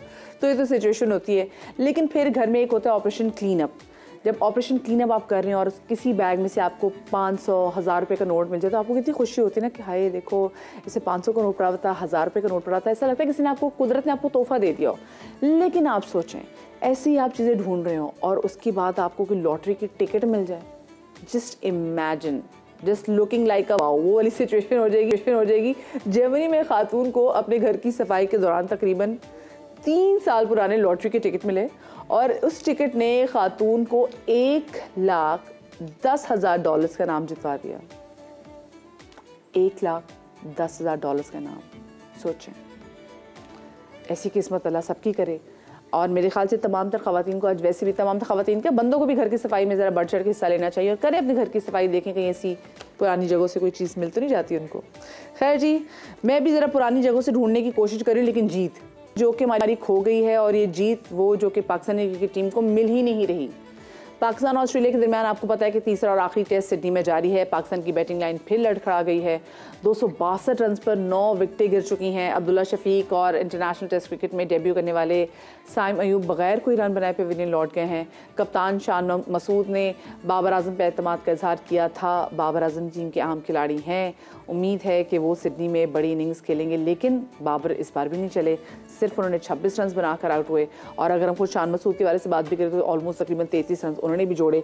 इसी वाले से बात करेंगे। समा के नुमाइंदे इमरान मानी हमारे साथ मौजूद हैं। इमरान, वेरी गुड मॉर्निंग भाई। ये क्या सिचुएशन हो गई है? ठीक है, मतलब हम नहीं वहाँ पे जीते, लेकिन क्या इतने बुरे? हिस्ट्री में ये भी लिखा था, लिखा हुआ है कि जितने भी मैचेस हम ऑस्ट्रेलिया में हारे में टेस्ट मैचेस, वो इतने ही बुरे तरीके से हारे में। देखें, ये तो अब बस पता नहीं कब ये इंतज़ार ख़त्म होगा कि पाकिस्तान जो है ऑस्ट्रेलियन सॉइल के ऊपर टेस्ट मैच जीते। जहाँ तक आपने बात की कि इतने बुरे तरीके से हारे, तो मतलब ये तकरीबन एक ट्रेंड चलता आ रहा है। लेकिन इसमें हमें एक चीज़ देखनी पड़ेगी कि हर सीरीज़ में अगर आप 95 से या 99 से आप देखते हैं, हर सीरीज़ में कोई एक मैच ऐसा होता है कि जब पाकिस्तान को मौका मिलता है, और आपको देखें मौका जब भी मिले उससे फायदा उठाना होता है। लेकिन अनफॉर्चुनेटली हर मर्तबा हम चोक कर जाते हैं। अगर आप 95 की बात करें, 99 की बात करें, 2004, जितने भी सीरीज आप देखें कि आपको एक मौका मिला। इस मर्तबा भी आपके साथ ये हुआ कि आखिरी जो मैच था, दूसरा टेस्ट था, उसमें फतह आपको छूकर गुजर गई, आपके हाथ में आया। और टेस्ट क्रिकेट इसी का नाम है कि आपने जो चांसेस होते हैं उनको अवेल करना होता है, क्योंकि टेस्ट क्रिकेट जो है सेशंस की क्रिकेट होती है। आपने सेशन जीतने होते हैं, और आपके पास ऐसे क्रंच मोमेंट्स आए कि जहां पे आप जो है मैच को कैप्चर कर सकते थे, आप अपोजिशन को जो है वो कंट्रोल कर सकते थे, लेकिन आपने वो चांसेस गंवाए। तो और हर मर्तबा ये होता है कि जब आप चांस मिलता है कि आप 1-0 से जाएं या 1-1 कर दें, लेकिन उसके बाद क्या होता है कि आप 2-0 से आखिरी मैच में जाते हैं, तो आखिरी मैच में बिल्कुल जिसको कहते हैं कि आप बिल्कुल थल्ले लगे। तो मतलब इमरान, कोई चीज़ मैं कहती हूँ कि मौजज़ा ये जो हमें वाइट वॉश से बचा सके ना, जो जितनी हमारी बुरी सिचुएशन हो गई है। बट देखिए, जैसे बाबर पे हमने बहुत ज़्यादा तकिया किया हुआ है, और हमने बाबर मुसलसल खेल भी रहे हैं। और बाबर अगर देखा जाए तो देखिए, टेक्निक्स आपको सिर्फ ये नहीं कि आपने मैदान में खेलना है, you have to read the techniques as well. हम देख रहे हैं कि बाबर एक ही तरीके से आउट हो रहे हैं, और उन्होंने टेक्निक सबकी देख ली है। ऐसा लगता है कि वो बड़ी सारी स्क्रीन पे बैठ के सबकी देखते हैं कि अच्छा जी इसको कैसे हमने आउट करना है, और वही रिपीट टेलीकास्ट चल रही है। तो ये नहीं मेरे ख्याल से कि जो बाकी जो ऊपर इंतज़ामिया बैठी है वो भी ज़रा बताए कि हाँ भी क्या मसले कहाँ हो रहे हैं और आप किस जगह पे जाके मार खा रहे हैं। एग्जैक्टली देखें, बिल्कुल आपने टेक्निक की बात की और बाबर की स्पेसिफिकली बात करें अगर, तो वाकई ये बात है कि बाबर एक जगह आउट है, तो ये चीज़ बताती है कि अपोजिशन जो है वो कितनी ज़्यादा उसकी अवेयरनेस को, उसकी जो गेम सेंस है उसको, वो किस तरह से रीड करके आए उन्होंने। देखें, ये बात शो करती है कि डिफरेंस आपका जो है होमवर्क का, कि आपका होमवर्क क्या है, उनका होमवर्क क्या है, कि उन्होंने आपके हर प्लेयर को रीड किया सीरीज से पहले कि कौन से प्लेयर की क्या वीकनेस है, ठीक है ना, वो उसको रीड करके आए। ऑन द अदर हैंड हमारा जो थिंक टैंक है, जब हम पिछला टेस्ट मैच हारे सीरीज में, आप 2-0 हो गए, उसके बाद भी जो आपके टीम डायरेक्टर हैं मोहम्मद हफीज, वो कहते हैं कि मैं इस बात से सेटिस्फाई हूँ कि टीम में इंटेंट नजर आ रहा है, मैं मतलब वो बड़े मुतमईन नजर आए। तो ठीक है, जब आप इस चीज से, आपको सिर्फ इंटेंट ही चाहिए ना, इंटेंट आपके नजर में इंटेंट ये है कि खिलाड़ी आए 60 गेंदे खेले 40 रन बना के चला जाए, 70 गेंदे खेले 50 रन बना के चला जाए। अगर आपकी नजर में इसी का इंटेंट है तो छोड़े फिर रिजल्ट को देखने की क्या जरूरत है। ठीक है, आप देखें फलां का इंटेंट अच्छा था। एक जो हमारे यहाँ, हम असल में टेस्ट क्रिकेट, हम ये भूल चुके हैं कि टेस्ट क्रिकेट जो है क्रीज ऑक्युपाई करने का नाम है। आप जब टेस्ट मैचेस जीते जाते हैं, आप जब क्रीज को ऑक्युपाई करते हैं, तो उस सूरत में आपको टेस्ट मैचेस में कामयाबियां मिलती हैं। आपके यहाँ क्या है कि वही जो मैंने पिछली बार भी बात की थी कि आधा तीतर आधा बटेर, आपको समझ नहीं आ रहा कि आपने टेस्ट क्रिकेट किस अंदाज में खेलनी है। आया कि आपने इंग्लैंड की जो बेसबॉल थ्योरी है, अब मुझे लगता है मैं तो ना, हमें ना एहतजाजन ना क्रिकेट के वाले से बात ही नहीं करनी चाहिए, क्योंकि माशाल्लाह से जो परफॉर्मेंस है वो बेहतर ही नहीं हो रही। हम कितने तवातुर से रोज़ अपने शो में बात करते आ रहे हैं, लेकिन मुझे एक बात बताएं इमरान, जो फनी चीज़ है मुझे वो ये लग रही है कि हमारी टीम इतनी जिंक्स है कि उन्होंने जाके डेविड वार्नर को जिंक्स कर दिया है। वो बेचारा जिसने इस टेस्ट के बाद रिटायरमेंट ले लेनी उसकी टोपी घूम गई है। बहरहाल ये चीजें तो एक तरफ है, बात देखिए, मैं आपसे यही कर रहा हूँ मदिया कि आप टेस्ट क्रिकेट जो है ना, हमें ये समझ नहीं आ रही कि हमें टेस्ट क्रिकेट खेलनी किस तरह है। आया कि आपने उसको, ये बात सुनिए, वही जो मैं इमरान, कह ये रहा अभी की हूँ बात नहीं है, वही मैं बात करी ना, मैं अभी इस पे बात ही नहीं करूंगी, ये अभी की बात नहीं। 28 सालों से हमें समझ में नहीं आ रही कि हमने ऑस्ट्रेलिया में जाके टेस्ट क्रिकेट कैसे खेलनी है।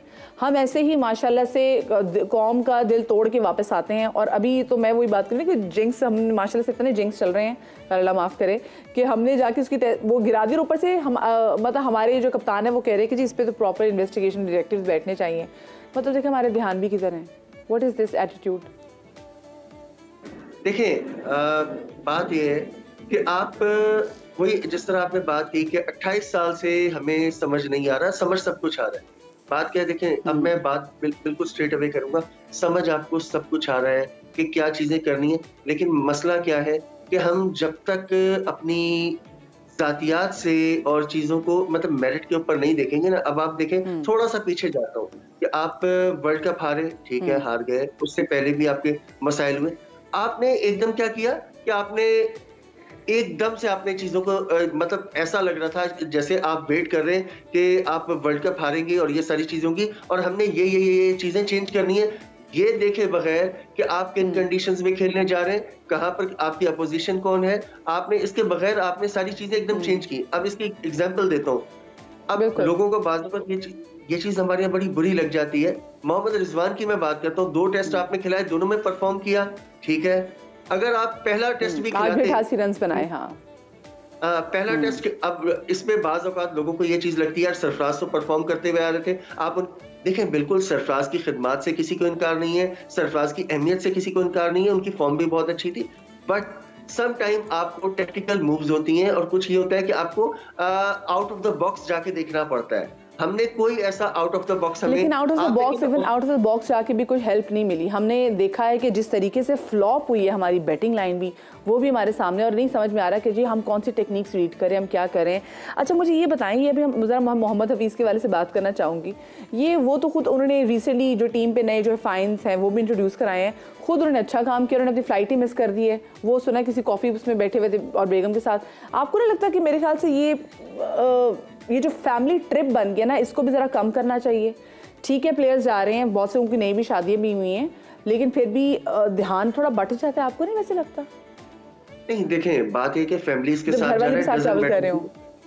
फैमिलीज के साथ प्लेयर्स पहले भी जाते हैं। हम जब जीते हैं, बाज में उन ट्रिप्स की भी बात करूंगा जहां पे पाकिस्तान जीता है, या दूसरी टीमों की भी बात करूंगा। फैमिलीज का ट्रैवल करना इज डजंट मैटर, फैमिलीज जाएं, ठीक है। बात क्या है कि हमारा जब आउटकम अच्छा नहीं होता, जब रिजल्ट अच्छा नहीं होता, तो जाहिर सी बात है फिर फैमिलीज के ऊपर भी, आपको फैमिली ले जाने के ऊपर भी जो इशू होता है, फिर उसके बाद बहुत सारी चीजें निकलती हैं। मैं फैमिली ले जाना इशू नहीं है, बात क्या है कि आप रीड क्या कर रहे हैं। यहाँ पे सबसे बड़ा क्वेश्चन मार्क तो ये है कि फ्लाइट मिस करना तो इशू है ना। मैनेजमेंट है, आप लाइक टीम के डायरेक्टर हैं और आपको अगर टाइम का नहीं पता। मैं क्या बात कर रहा हूँ कि देखें 17 लोगों की आपके साथ टीम मैनेजमेंट है। पहला तो आज तक कभी भी टीम मैनेजमेंट इतनी बड़ी हमने नहीं देखी है। उसके बाद भी अगर आपके फ्लॉज नजर आ रहे हैं, आपकी वही खामियां नजर आ रही हैं, तो सवाल तो यहाँ उठता है कि आपकी टीम मैनेजमेंट क्या कर रही है कि जो इतना सारा फौज अपने मौत जो आप लेकर गए हैं, आपके साथ हाई परफॉर्मेंस कोच भी और उसका असिस्टेंट भी, फिर टीम डायरेक्टर भी, यानी वो ओहदे जो हमने कभी नहीं सुने वो आपके साथ है हर चीज का। तो उसके बाद भी अगर प्लेयर्स एक ही जगह पर आउट हो रहे हैं, एक ही जगह फंस रहे हैं, तो उनके रोल के ऊपर सवाल उठता है। बिल्कुल, ये तो देखिए फिर यहाँ पे तो पूरी इंतजामिया एक्सपोज हो गई है कि अगर इंतजामिया 17 लोग अगर आपने टीम मैनेजमेंट में रखे हुए हैं और उसके बावजूद 0/0 परफॉर्मेंस है और आप बेहतर ही नहीं कुछ कर रहे क्रिकेटर्स के लिए, बिकॉज आपने क्रिकेटर्स को फैसिलिटेट करना है, आप उनको एग्जॉस्ट भी करें तो क्या फ़ायदा होगा? एग्जैक्टली यही चीजें देखें, ये चीजें देखने की है ना कि आप मतलब प्लेयर्स के ऊपर तो हम मलबा डालते हैं। मैं नहीं कहता कि प्लेयर्स कसूरवार नहीं है, बिल्कुल प्लेयर्स भी कसूरवार होते हैं कि प्लेयर्स, जाहिर है कि अगर हम अपने मेन प्लेयर्स देखें तो उन्होंने अच्छे खासे टेस्ट मैचेस खेल लिए हैं, आपको पता होना चाहिए कि किन कंडीशंस में कैसे खेलना है। लेकिन क्या है कि आपकी जो मैनेजमेंट है, आपकी फिर मतलब डिसीजन मेकिंग आपकी कहां पर है, आपकी कोई मतलब डिसीजन मेकिंग आपकी ये है कि 2 टेस्ट जो आप बगैर रेगुलर स्पिनर के खेलते हैं। आप ये भी सिडनी भी शायद उन्होंने सिर्फ इसलिए स्पिनर डाल दिया कि आपको ये पता है कि सिडनी आमतौर पे जो है वो स्पिनर्स को हेल्प करता है। आपको ये एक चीज जहन में आपके थी, आपने पढ़ी हुई थी, लिखी हुई थी, समझी हुई थी, आपने एक स्पिनर डाल दिया, वरना हो सकता है यहाँ भी आप कोई एक्सपेरिमेंट करते। आप मतलब जब तक एक्सपेरिमेंट्स एक्सपेरिमेंट्स किए जाते हैं, आमतौर पे होम कंडीशंस के ऊपर किए जाते हैं इस तरह की। पर अब ना आप देखें ना एक्सपेरिमेंट यहाँ आप पे तब करते हैं जब, आपने सही बात की, होम कंडीशन भी किए जाते हैं जब आपके सामने जो सामने वाली टीम हो वो इतनी तगड़ी ना हो। जिम्बाब्वे की टीम हो, खैर तो जिम्बाब्वे की टीम भी मतलब हमें हरा देती है, लेकिन जब सामने वाली टीम माड़ी हो ना, यानी कि थोड़ी सी वीक हो, तो तब एक्सपेरिमेंट समझ में भी आते हैं। लेकिन जब सामने इतनी ज़बरदस्त और तगड़ी टीम हो क्रिकेट की दुनिया की, फिर एक्सपेरिमेंट करना समझ से बाहर है बिल्कुल। बहुत शुक्रिया जी, इमरान वानी साहब हमारे साथ मौजूद थे और हम बात कर रहे थे जनाब ये जो हमारे क्रिकेट जो टेस्ट सीरीज़ में जो आखिरी अब मैच जो हो रहा है सिडनी में टेस्ट का पाकिस्तान और ऑस्ट्रेलिया के दरमियान, क्योंकि हम कहीं ना कहीं हम उम्मीदें वाबस्ता कर लेते कि भी हो सकता है सीरीज़ ड्रॉ हो जाए। वो ड्रॉ कहाँ से होनी थी, 2 तो वो जीत गए थे, तो हमने सोचा चलें एक ही हम जीत जाएँ, लेकिन उसकी भी हमें सिचुएशन नज़र नहीं आ रही कि ऐसा कुछ हो सकता है। खैर जी, आगे बढ़ते हैं और ज़रा आपकी सेहत के वाले से बात करते हैं। हम देख रहे हैं कि जी पेट की एक बीमारी है गैस्ट्रो। इसका इजाफा तो हमने देखा कि गर्मियों में होता है, लेकिन सर्दियों में भी लोग अब गैस्ट्रो के शिकार हो जाते हैं। बाहर का खाना, साफ़ पानी का ना होना इस बीमारी का सबब बनते हैं। और इसी वाले से बात करने के लिए हमारे साथ मौजूद है कंसल्टेंट गैस्ट्रोलॉजिस्ट डॉक्टर लुबना कामानी जी, उनको शामिल गुफ्तगू करेंगे। डॉक्टर लुबना, बहुत शुक्रिया आपका कि आपने वक्त दिया। डॉक्टर लुबना, हाल ही में हम देख रहे हैं कि आपको वैसे पाकिस्तान में बेस्ट जो स्पेसिफिकली डॉक्टर लुबना, इनको तो अवार्ड भी मिला पाकिस्तान की बेहतरीन डॉक्टर होने का। सबसे पहले तो डॉक्टर लुबना आपको कॉन्ग्रेचुलेशंस, आपको बहुत मुबारक हो। ये बताएं, ये जो गैस्ट्रो है, हमने यूजुअली देखा है कि गर्मियों में इसका आउटबर्स्ट होता है, सर्दियों में हम देख रहे हैं कि इसका बहुत ज़्यादा इजाफा हो रहा है। क्या इसकी एक बड़ी वजह ये जो आजकल इवेंट्स बहुत हो रहे हैं, शादियाँ बहुत हो रही हैं, क्या वो इसकी एक बड़ी वजह हो सकती है या कोई और वजह इसके अलावा? Thank you very much for having me on your show. Basically जो मैदे की और जिगर की बीमारियां हैं वो पूरा साल ही रहती हैं। हाँ, गर्मियों में ज़्यादा होती है एज़ कम्पेयर टू सर्द मौसम के। 2-3 वजूहत है। एक तो जैसे आपने बताया कि साफ़ पानी का ना होना, साफ़ खाना, शादियाँ, लेट नाइट खाना, उसमें लोग बहुत खा लेते हैं जिसमें उनको बदहज़मी हो जाती है, सीने में जलन, गैस, तेज़ाबियत होती है, क्योंकि रात के खाने और सोने में कम से कम आपका 3 घंटे का फासला होना चाहिए, जो साइंस कहती है। और शादियों में अमूमन खाना 11-12 बजे के बाद ही मिलता है। दूसरी वजह यह है जो वायरल इन्फेक्शन आजकल फैला हुआ है मुख्तलिफ किस्म के, वो आपके रेस्पिरेटरी ट्रैक इन्फेक्शन को भी अफेक्ट करता है, साथ में गैस्ट्रोएंटरोलॉजी के भी सिम्टम्स करता है, जैसे वॉमिटिंग है, डायरिया है, पेट में दर्द है। तो ये वायरल इन्फेक्शन भी चला हुआ है आजकल सर्दियों में, जिसमें मैदे की और आंतों की बीमारियां जो है ना वो कॉमन है। तो 2 बड़ी वजूहत है पाकिस्तान में इस वक्त। सही, ठीक है। अच्छा, ये मुझे साथ में बताइएगा कि ये बीमारी क्या, इसका कोई स्पेसिफिकली टेबलेट्स वगैरह से इसको कैसे इलाज वगैरह हो सकता है? अच्छा, देखिए, फर्स्ट ऑफ ऑल तो मैं ये कहूँगी कि आप सेल्फ मेडिकेशन ना लें। ये बहुत ही ख़तरनाक है और हमारे मुल्क में बहुत कॉमन है कि लोग किसी से पूछ लेते हैं, कोई दोस्त है, कज़न्स है, बहन भाई बता देते हैं कि मुझे भी ये प्रॉब्लम हुई है, आपको ये है तो आप ये खाना शुरू कर दें। आप जो भी डॉक्टर आपके हैं, जनरल फिजिशियन है, गैस्ट्रोएंटरोलॉजिस्ट है, करीब तरीन हॉस्पिटल है, आप उनके पास जाएं, क्योंकि हर पेशेंट मुख्तलिफ होता है, उसकी डिमांड्स, उसकी डिजीज़ मुख्तलिफ होती है। और डॉक्टर हिस्ट्री लेने के बाद, एग्जामिन करने के बाद, कभी वो उसे टेस्ट लिखता है और कुछ दवाइयाँ देता है। तो सेल्फ मेडिकेशन यहाँ पे मैं वो करूँगी एम्फसाइज कि वो ना करें बिल्कुल।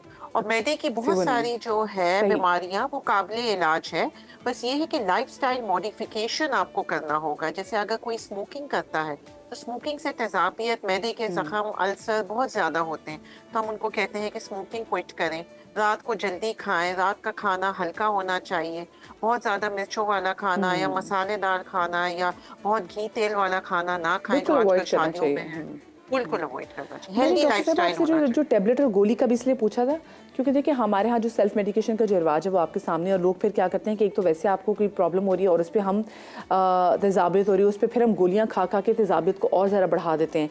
हम इस वजह से देख रहे हैं कि गैस्ट्रो के साथ साथ हम जो लिवर की बीमारियाँ हैं वो भी आजकल बहुत ज़्यादा फैल रही हैं। उसकी क्या बड़ी वजह डॉक्टर साहबा? हेपेटाइटिस 2-3 किस्म का है। हम जैसे ABCDE 5 किस्म के हेपेटाइटिस होते हैं। जो हेपेटाइटिस ए और हेपेटाइटिस ई है वो बेसिकली अनहाइजीनिक फूड और ये जो हम बॉइल्ड वाटर नहीं पीते हैं, कच्चा पानी जिसको आम जबान में कहते हैं, या प्रॉपर्ली बॉइल्ड फूड या वाटर नहीं होता, उसकी वजह से ये फैलता है। जैसे हमारे यहाँ लास्ट ईयर फ्लड्स आए थे पाकिस्तान में, और जो आप पीने का पानी जी, और जी। गटर लाइन मिक्स हो गए थे पानी, तो उसमें हमने देखा था हेपेटाइटिस ए और हेपेटाइटिस ई जो है वो एकदम से सर्ज, एकदम से उसकी प्रेवलेंस हाई हो गई थी। हेपेटाइटिस बी और सी एक क्रॉनिक प्रॉब्लम है और वो यूजुअली खून से या अगर यूटेंसिल्स या इंस्ट्रूमेंट्स अगर स्टेरलाइज नहीं है, जैसे डेंटल इंस्ट्रूमेंट्स है या सर्जिकल इंस्ट्रूमेंट्स है, उनसे लगता है, बेसिकली सेक्सुअल कांटेक्ट से लगता है, माँ से बच्चे में आता है और वो क्रॉनिक फॉर्म लेता है, वो पुराना मर्ज होता है और उसमें फिर दवाइयाँ हमें लंबे अरसे के लिए हेपेटाइटिस बी में देनी पड़ती हैं। हेपेटाइटिस ए और ई अक्यूट होता है और वो ठीक हो जाता है, उसका लॉन्ग टर्म कोई नुकसानात नहीं होते। सही, ठीक है, बहुत शुक्रिया जी। डॉक्टर लुबना कमानी हमारे साथ मौजूद थी, नेफ्रोलॉजिस्ट थी, जो गैस्ट्रो के केसेस बड़े कर रहे थे। लाइफस्टाइल में बेहतर करने की ज़रूरत है, कोशिश करें कि जंक फूड कम से कम खाएं और खाने से मतलब सोने से पहले आप ये देख लीजिए कि और जो खाने के दरमियान जो है 3 या 4 घंटे की विंडो ज़रूर होनी चाहिए। छोटी सी मैं ब्रेक ले रही हूँ, ब्रेक के बाद मिलते हैं।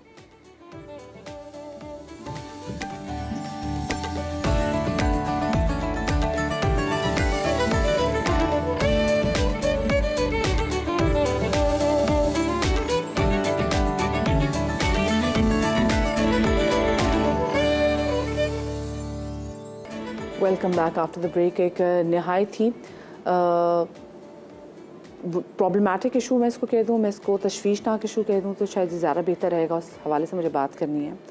हमने अपने पाकिस्तान में देखा है कि जी रेबीज़ किस तरीके से फैल रहा है। रेबीज़ वैसे तो कुत्तों की बीमारी है, लेकिन पाकिस्तान में जितने आवारा कुत्तों की बहुतात है और उसके बाद जब ये रेबीज़ ज़्यादा कुत्ते जब किसी इंसान को काट लेते हैं तो आपको मालूम है कि उसकी हालत क्या होती है।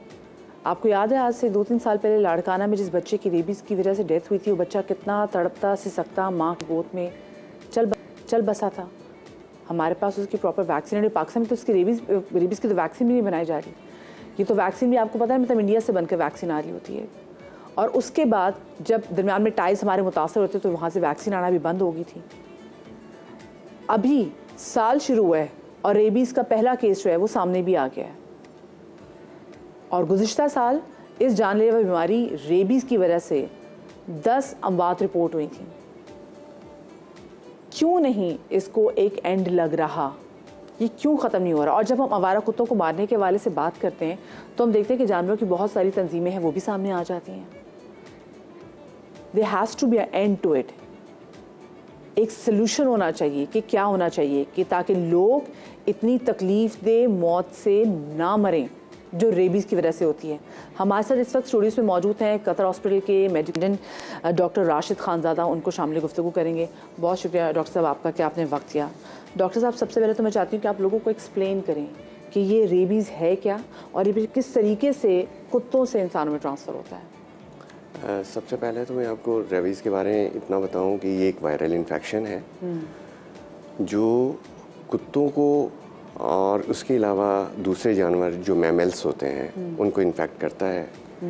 इन्फेक्ट करने के बाद जिस तरह हमें नज़ला ज़ुकाम वायरल इन्फेक्शन होते हैं इसी तरह उनको भी होता है। उसके बाद उनके ये वायरस आ जाता है सलाइवा के अंदर, उनके जो सलाइवा होता है, थूक होता है उसके अंदर।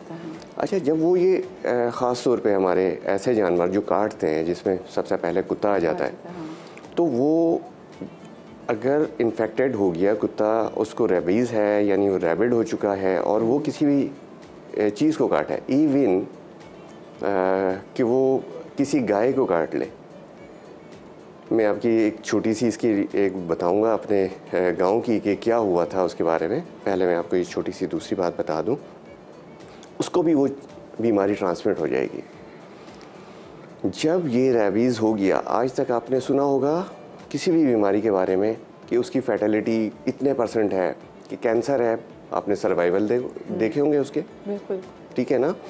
आपको कोई भी दूसरी बीमारी हो जाती है तो उसकी जो फैटेलिटी होती है वो किसी ना किसी उसमें सर्वाइवल रेट होता है। बिल्कुल। ये वाहिद दुनिया की एक बीमारी है कि जिसको रेबीज़ एक बार हो गई, आज तक दुनिया के अंदर वो कोई बचा नहीं और बहुत तकलीफ दे मौत। देखिए, मैं आपको एक छोटी सी बात बताऊं, मैं 96 के अंदर डॉक्टर बन चुका था।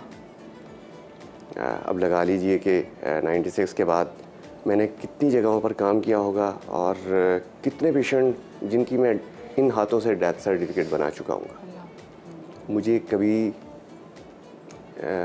इतनी तकलीफ़ नहीं हुई जितनी मुझे एक बच्चे को, जो लाड़काना में जो बच्चा था, नहीं मेरे पास आया था कैजुअलिटी के अंदर,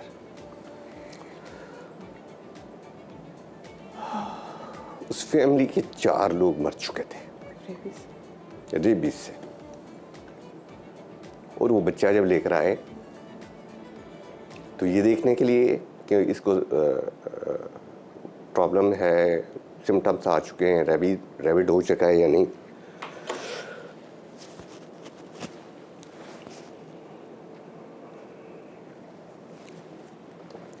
मैंने उसको पानी दिया।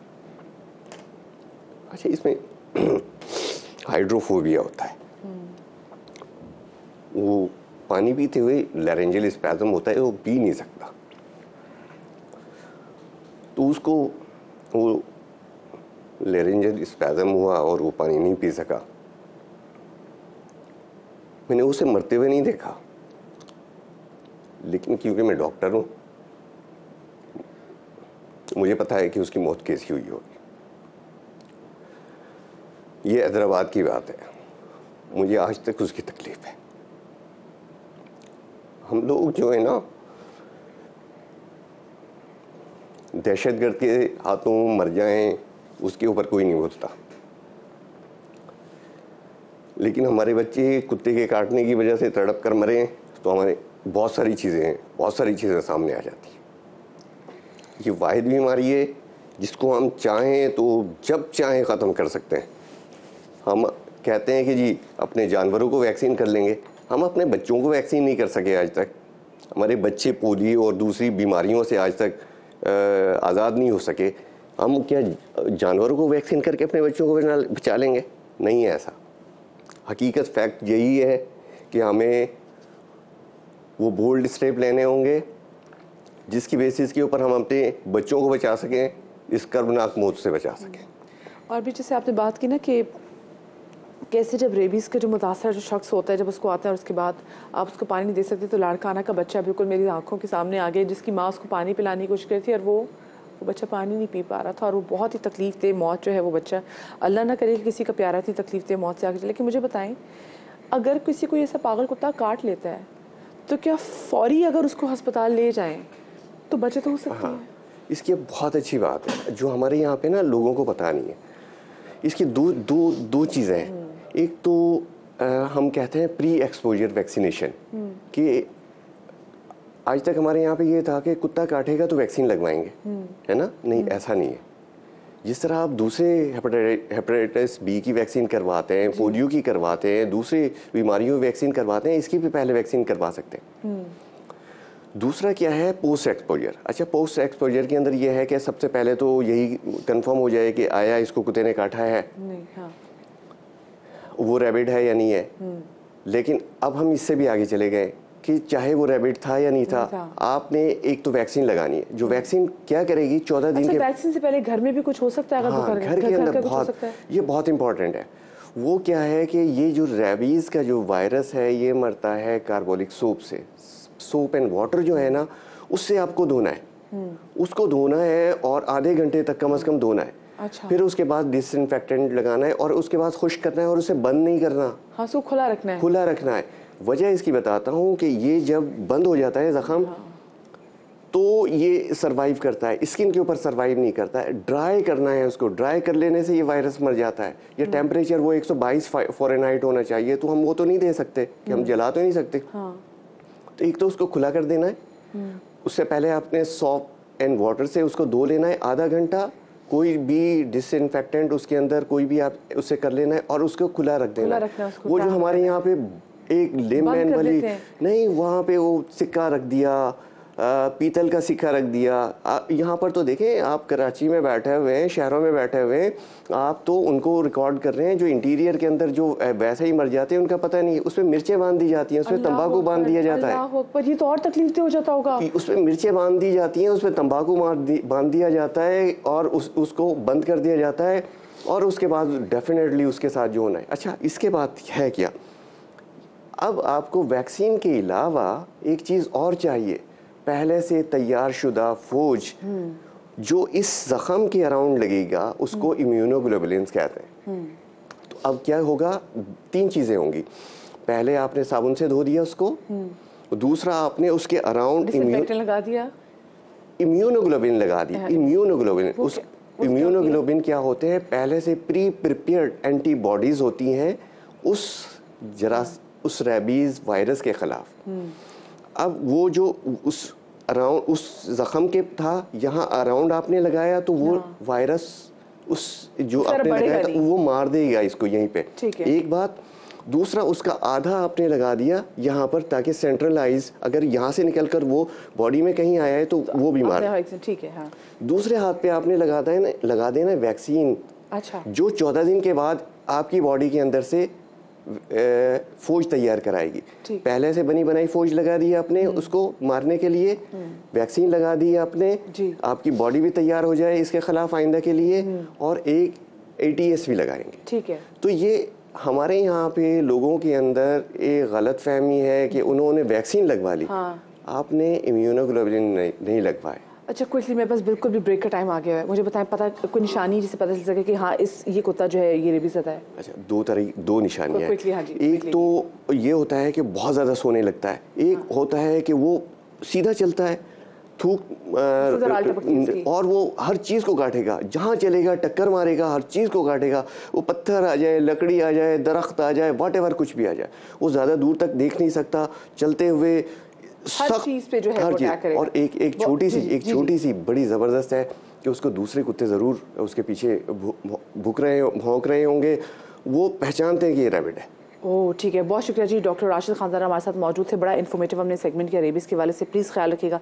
छोटी सी ब्रेक लेने, ब्रेक के बाद मिलते हैं।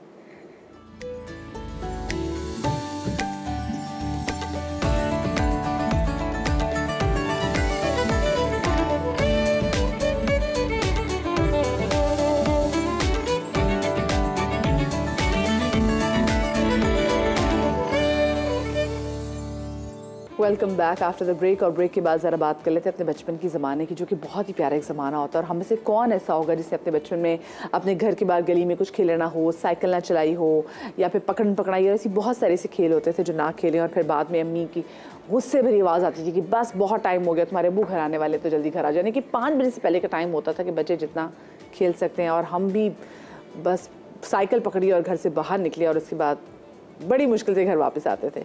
ये बड़ा प्यारा टाइम था जब चीज़ें अच्छी होती थी।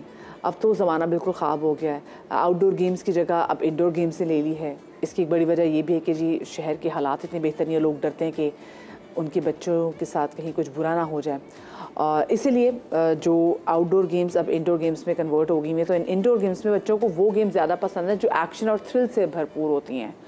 मगर सवाल ये है कि इन गेम्स के असरात बच्चों के जहनों और उनके समाजी रवैयों पे किस तरह के मुरतब होते हैं। ये PUBG, इस तरह की 100 ऐसी गेम्स हैं जो हम देखते हैं कि बच्चे जिनसे खेलते हैं, और उसके बाद उसकी जो रिपोर्शंस हैं वो बैक ऑफ द माइंड बच्चों के दिमाग में क्या कुछ चीज़ें फेंक रही होती हैं, हमें नहीं पता। हमारे साथ डॉक्टर साहब अभी यहाँ पर मौजूद है, ज़रा मैं उनसे जान लेती हूँ कि जो हम बच्चों को ऐसी गेम्स सिखाते हैं, इन गेम्स के बच्चों के जहनों पे क्या असरात मुरतब होते हैं। डॉक्टर किरण जावेद हमारे साथ मौजूद है स्टूडियो में। अस्सलाम वालेकुम डॉक्टर साहबा, वेलकम टू सुबह का समा।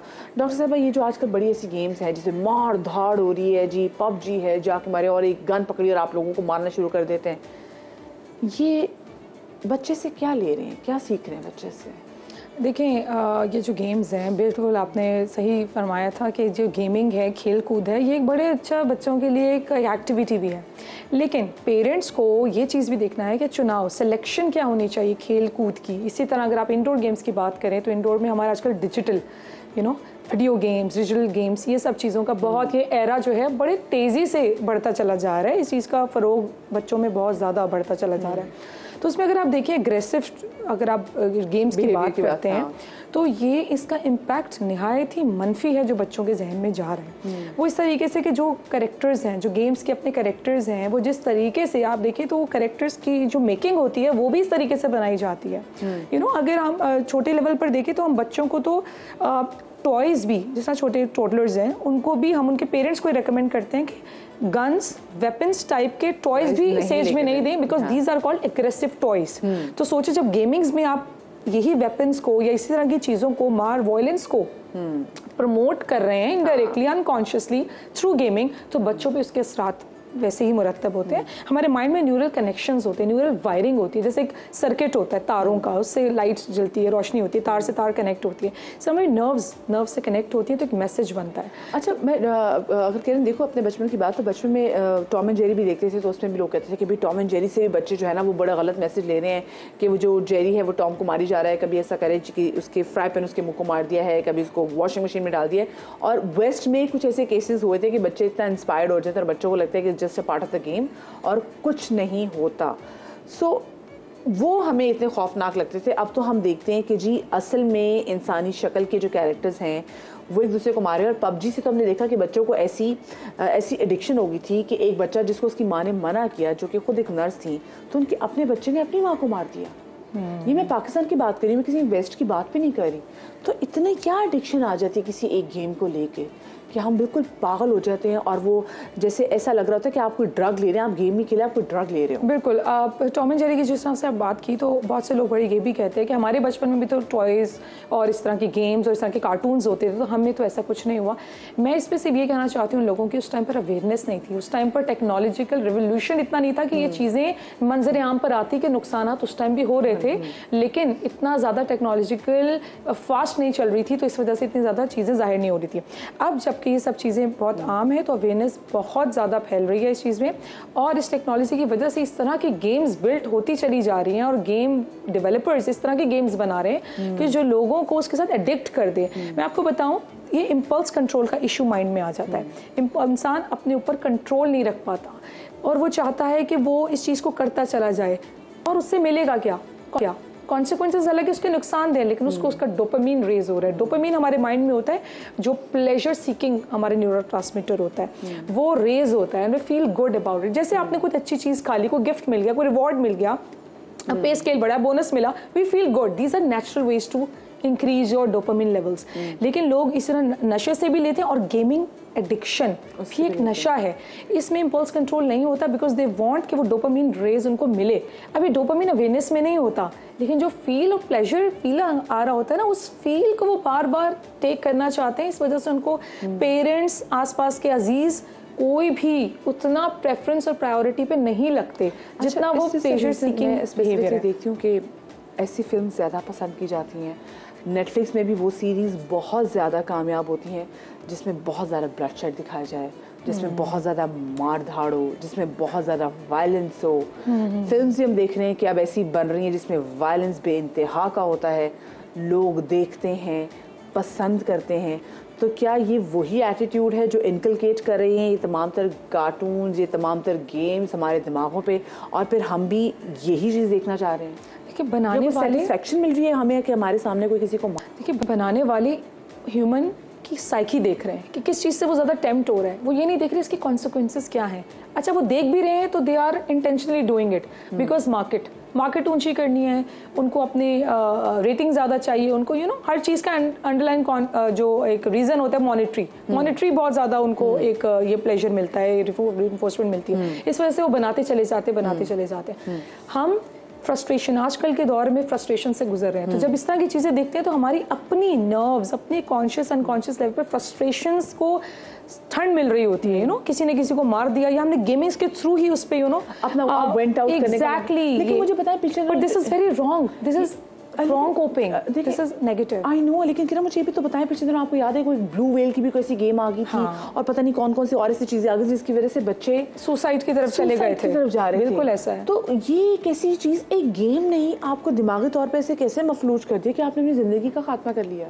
देखिए बात वही है ना कि आप एडिक्ट हो जाते हो उस चीज़ के, और इस पे सिर्फ गेम, मैं मदिया यहाँ पे सिर्फ गेम को सारा इल्ज़ाम नहीं दूंगी, यहाँ पे इन्वायरमेंट आप एकदम ब्लू वेल गेम पे या किसी भी XYZ गेम पे कैसे उतना इन्वॉल्व हो गए without supervision of your care takers, right? कि उन्होंने हमेशा फर्स्ट लेवल तो इतना इंक्रीमेंट सिविरिटी लेवल पर नहीं जाता ना, लेकिन हम जब छोड़ते चले जाते हैं, अच्छा खेल लो, अच्छा और खेल लो, बच्चा नहीं सुन रहा, हमने भी कहा चलो चुप करके बैठा हुआ है, बिजी है अपना, हम अपना ये काम देख लें, हम अपना वो काम देख लें।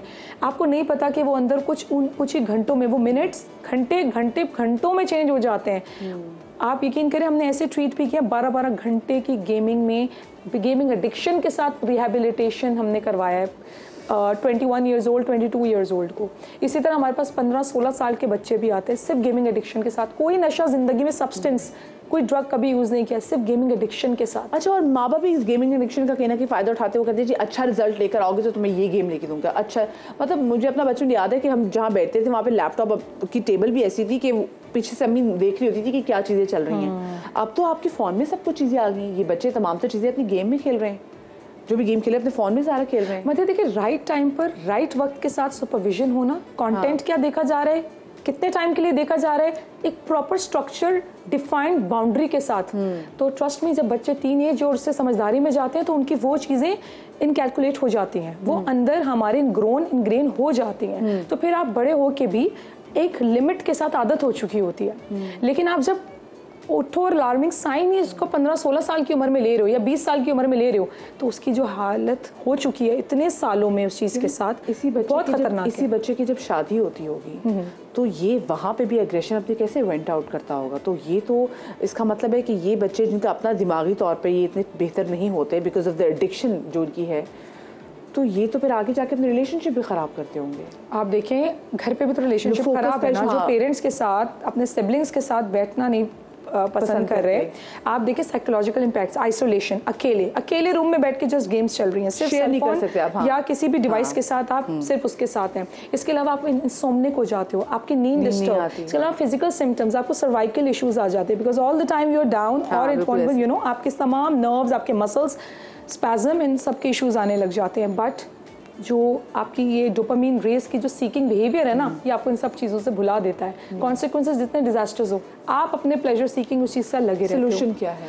सोल्यूशन ये है कि राइट टाइम पर सुपरविजन की जाए, लेकिन अब भी अगर ऐसी चीज़ें हो गई हैं तो फ़ौरन आप अभी भी बाउंड्री सेट कर सकते हैं। और अगर आपको लगता है कि बच्चा इतना आगे निकल गया है कि पेरेंट्स डरने लग जाते हैं, कि आप कुछ कह दिया, घर छोड़ के भाग जाएगा, कुछ कह दिया तो हाथ उठा लेगा, तो प्लीज आपके प्रोफेशनल हेल्प लीजिए। अपने आप को सबसे ज्यादा यही होता है कि मैं ये कर दूंगा, मैं छोड़ के चला जाऊंगा, हम क्या करें, हमारा बच्चा है, खो देंगे, क्या करेंगे।